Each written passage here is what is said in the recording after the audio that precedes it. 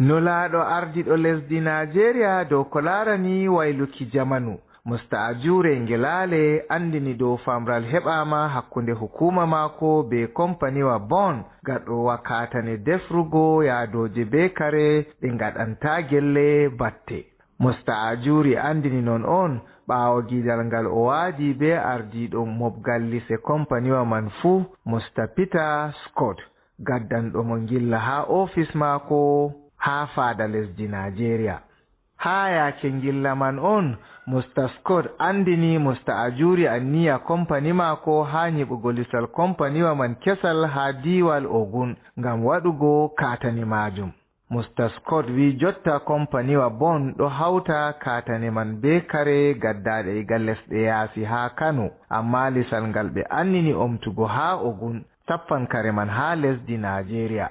Yake o jabannomo Musta'ajuri Ngelale andini mo bote ko waɗi jotta lesdi Najeriya huufi kuɓɓirɗum ɗum wala batte dow gelle wato clean energy ngam ɓaawo hisnugo gelle ustanan kutiniroɓe be majum majjirru, nden bana nange na ɗum hunde on timmore.